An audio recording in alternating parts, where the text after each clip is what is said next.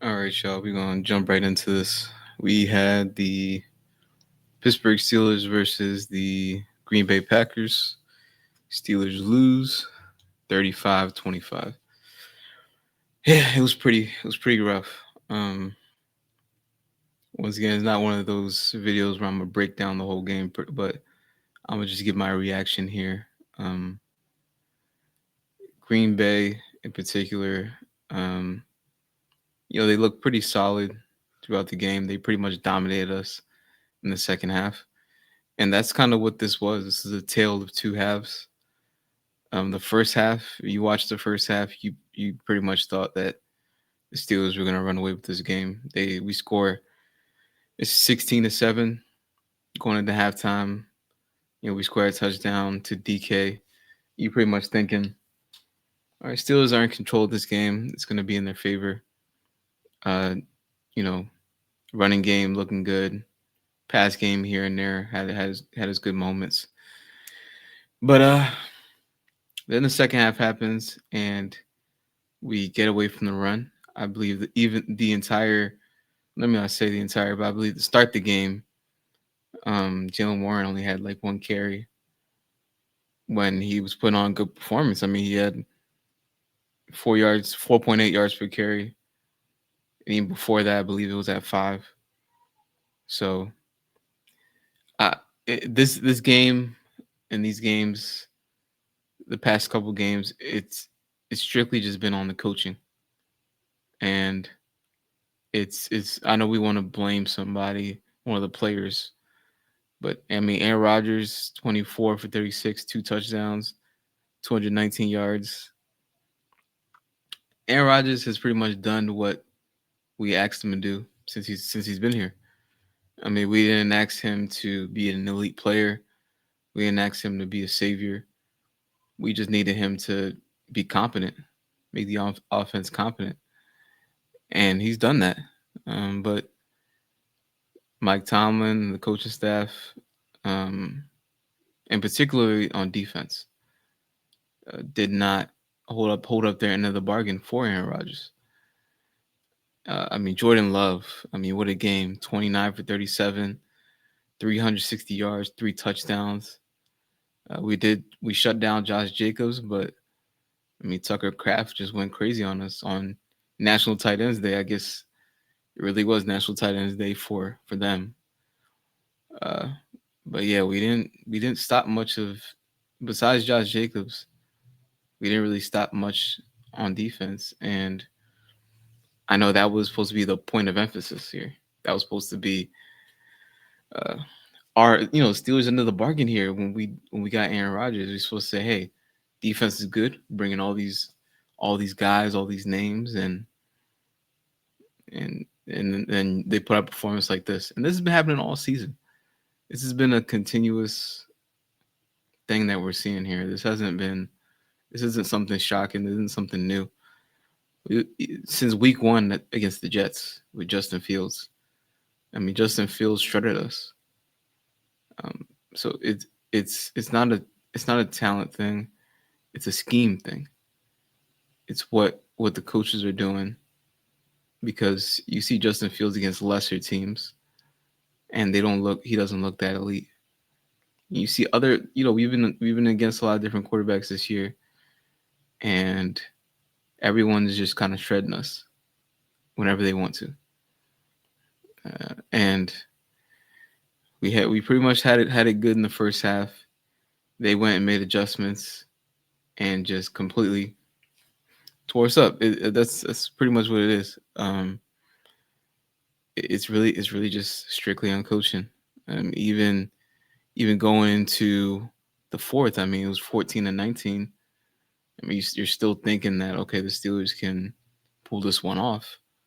How the game ends 35-25, I mean, it's embarrassing.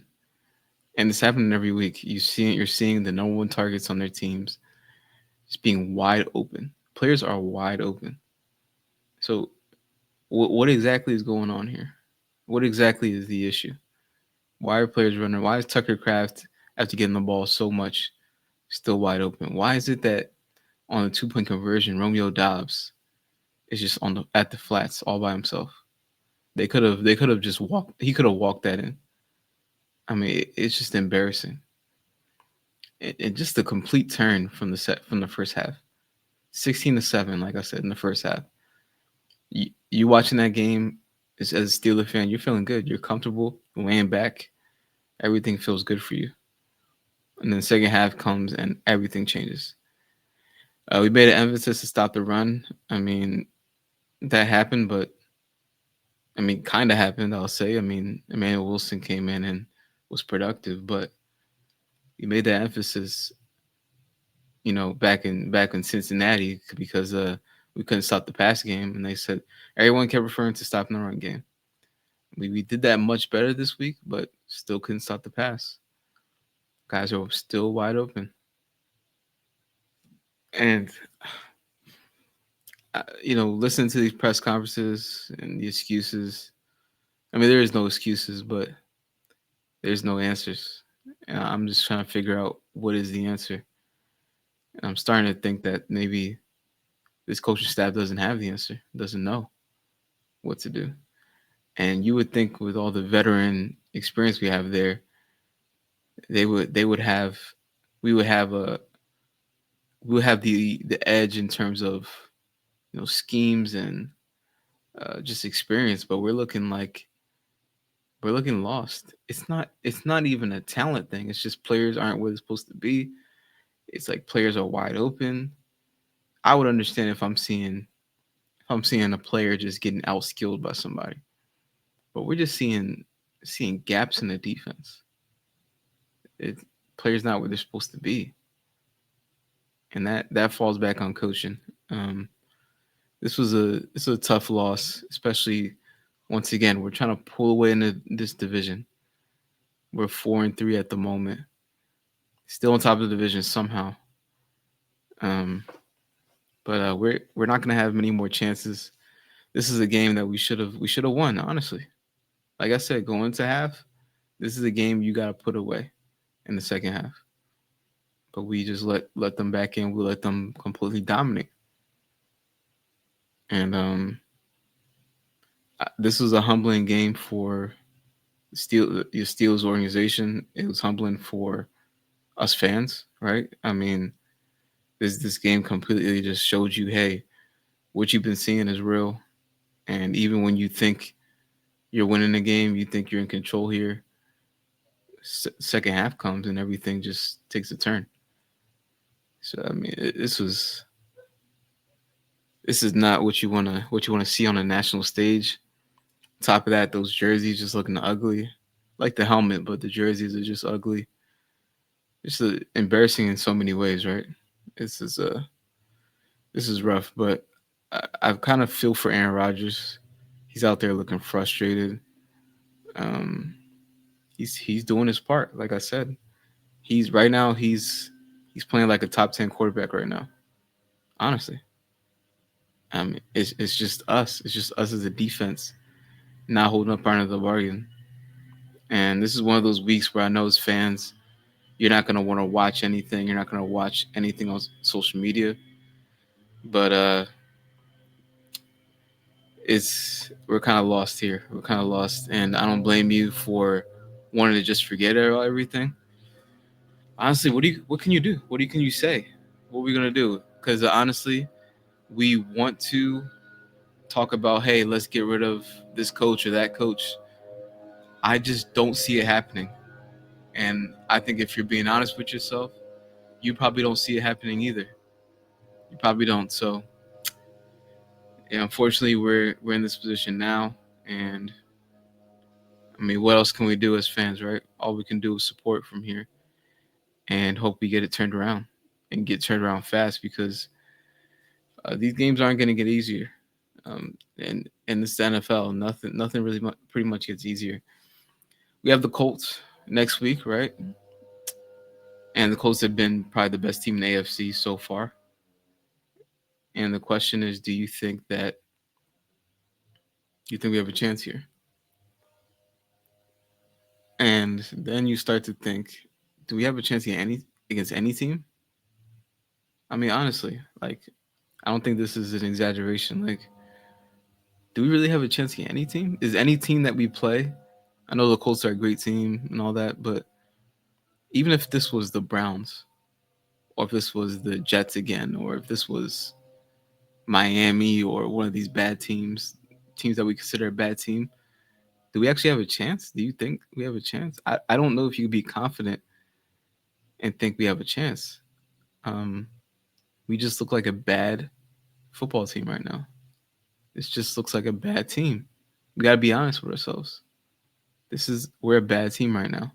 And I don't think you could confidently say we're going to beat anybody, which is something that I never thought, and you probably never thought you would hear being a Steeler fan. But that's kind of where we are right now, um, and it's something that,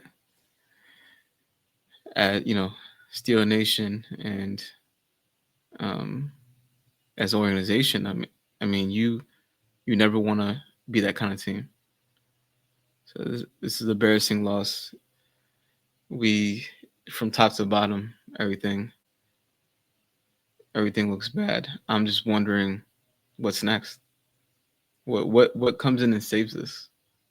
Do you think we really got another great player, even if we traded and got one of these wide receivers or got some more linemen? Do you think that changes anything? I don't think this is a player thing. I think this is a schematic thing. I think this is on the coaches. Yeah, but we gotta hope we bounce back against the Colts. Colts at home again. Can't embarrass ourselves at home. Back to back weeks. We gotta put on something. We gotta put on a show. We gotta make Daniel Jones look like the old Daniel Jones. How we're gonna stop Jonathan Taylor, I have no idea. But that's what's gonna take. That's what we have to do. Another mobile quarterback coming in. See how it goes. Honestly, at this point, you can't have any hope, or you can't convincingly say you'll beat any team. So that's what I got for you. Hopefully, we pull something off next week, and we come out. We have a more cheerful video next week. But it's where we're at.